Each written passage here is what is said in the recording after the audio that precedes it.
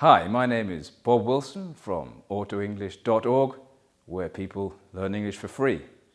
I am a school teacher in Valencia in Spain, and I've been teaching English for 25 years. I have 2 degrees and a master's in education. This film is about how to improve the teaching of English as a foreign language. And it has 3 parts. In the first part, we will be looking at the status quo, or how languages are taught in schools at the moment. And in the second part, we will look at how humans really learn languages. And in the third part, we will see what we need to do in order to radically improve the teaching of English as a foreign language so that our students in secondary schools learn English effectively and rapidly. Let's get started.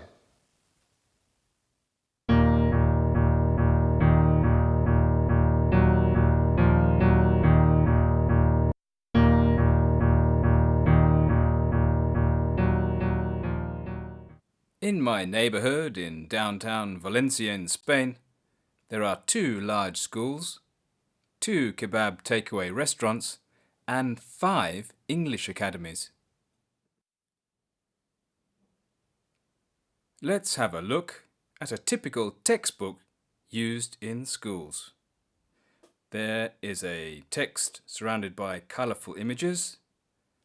There is a pre-reading task, and then some comprehension questions afterwards. Then we have a grammar section, which refers you to notes at the back of the book. There is a listening section, and then a pronunciation one. Finally, there is a speaking section. This format is used by all publishers of textbooks for English as a foreign language, and has remained unchanged for the last 25 years.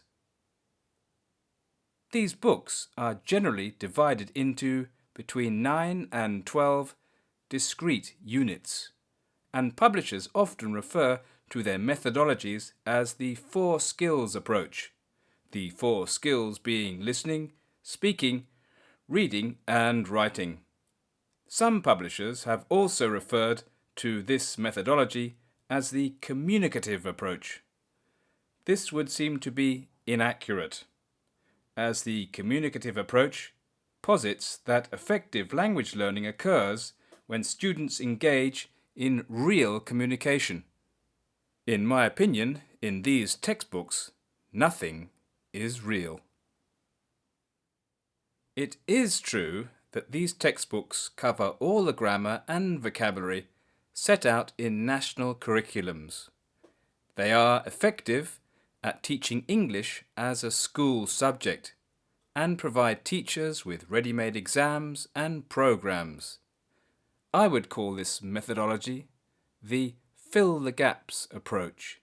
I would also say that students find these books boring, and I would even go so far as to say that they unwittingly discourage students from reading. Motivation is closely connected to both choice and pleasure. However, what really worries me is that these textbooks ignore everything science and cognitive psychology has discovered about how humans really learn a language.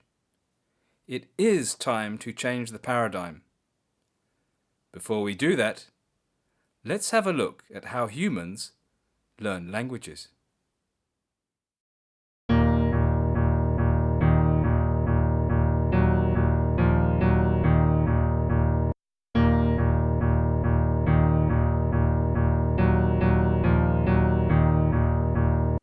Elon Musk, the famous manufacturer of solar panels, says there are 2 types of change. There is incremental change, where you try to improve what already exists, and there is disruptive change, which Elon Musk says is the more intelligent option. Disruptive change is based on first principles thinking and requires you to formulate basic questions about your objectives. Our first question is, Do all students learn in the same way?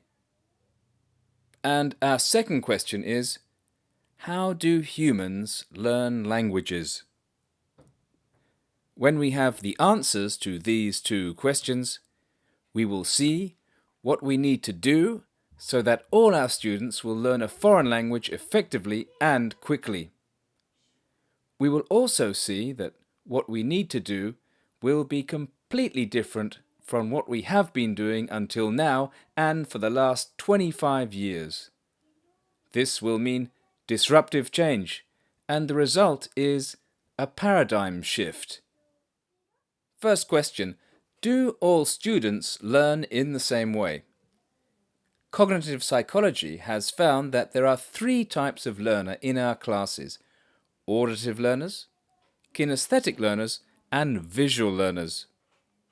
Auditive learners learn by listening, and they are the students who get the most out of the typical classes we have today. Kinesthetic students learn by doing and moving. In secondary schools, students spend 4 to 5 hours a day sitting on a chair in silence.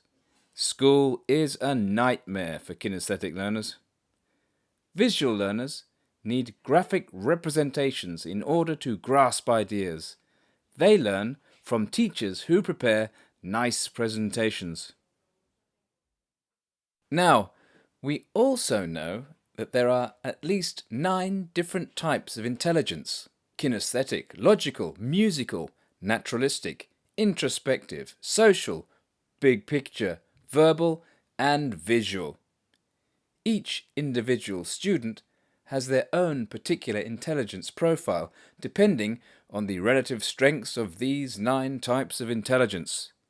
So, from a scientific perspective, in a classroom today, we can only expect students to prosper if they are auditive learners with strong logical and verbal intelligences. Out of a class of 30, we can expect somewhere between 3 and 10 students to do really well. We can do much better than that. And the answer to the question, do all students learn in the same way, is no, they don't. Our second question is, how do humans learn languages? A leading authority on language learning is Stephen Krashen. He claims that language acquisition occurs when the following conditions are taken into consideration. The most important factor for acquiring a second language is that students have the opportunity to engage in meaningful communication. Effective communication is more important than grammatical correctness for language acquisition, unless, of course, you are in a typical class of today. Input is more important than output, providing it is not too difficult for the students.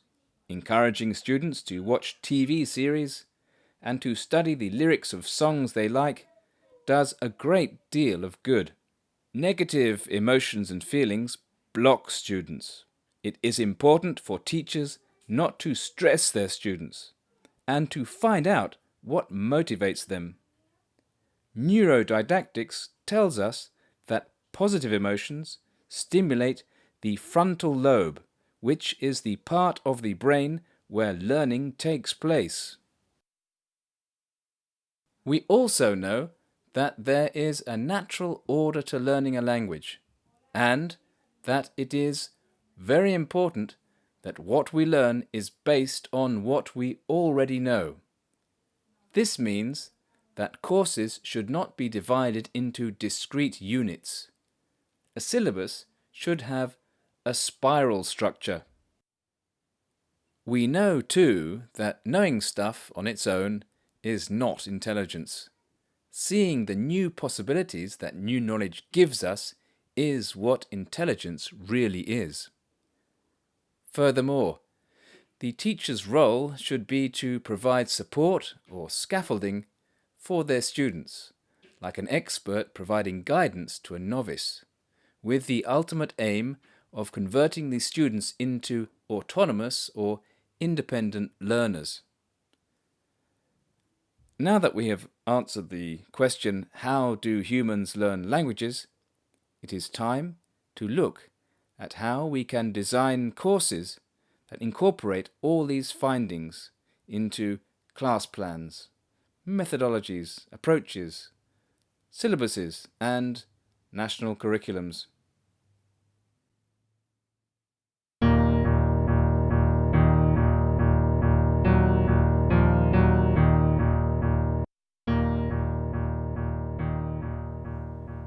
We just need 3 techniques to radically improve the teaching of English as a foreign language.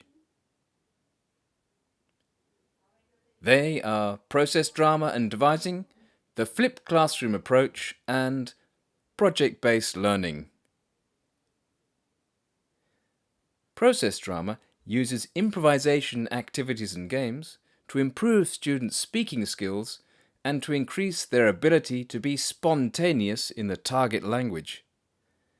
Devising is a second part of the module where students develop their own characters and plays, which they will eventually perform. The flipped classroom is where students study grammar by watching video tutorials on YouTube. They use their class time to work on grammar exercises with the help of both their teacher and their partners.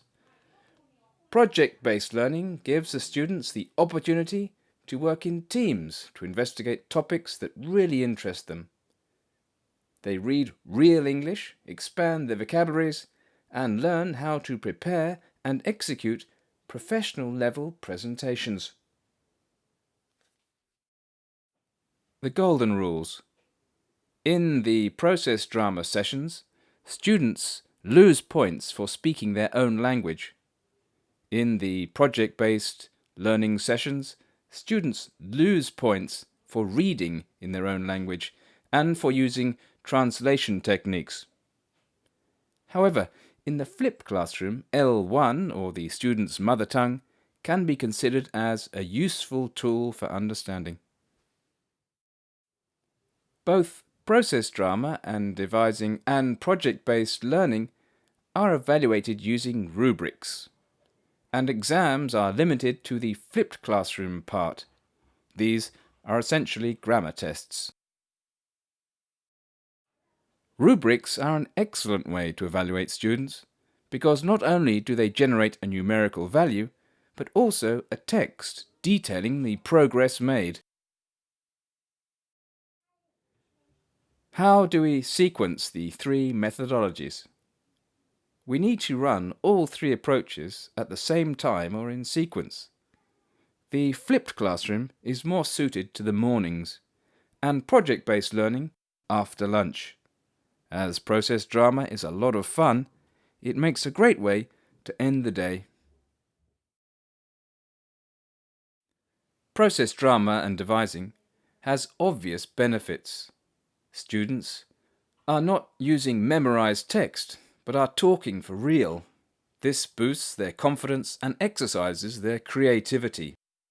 Kinesthetic and extrovert style learners have a great time with this.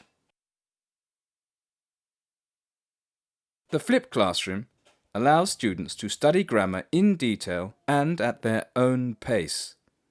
They can pause and replay the video tutorials at their will. Project-based learning gives students the chance to work together in teams and to explore topics of their own choice. They will pick up lots of relevant vocabulary and improve their reading skills. We can see that by using these 3 techniques, students with very different learning styles and intelligences will be motivated to learn. They will also be developing a wide range of relevant skills and competencies. What we have here is a win-win situation. For process drama and devising, I really recommend Jessica Swale's 2 books and the improvisation site Impro Encyclopedia. Plus, I now have my own page dedicated to this. using drama to teach English as a second language. I also have my own resource for project-based learning, which includes projects you can download. For the flipped classroom, I have video tutorials and exercises to cover all middle or secondary school. Everything is free, of course. Everything changes so fast in the modern world, except education. Change has to be from the bottom up. Start small. These techniques have a learning curve. When you get happy students and happy parents, your managers will take note. You will start creating little precedents, and the ball and you will be on a roll. Please tuck in to all the material at autoenglish.org. Good luck!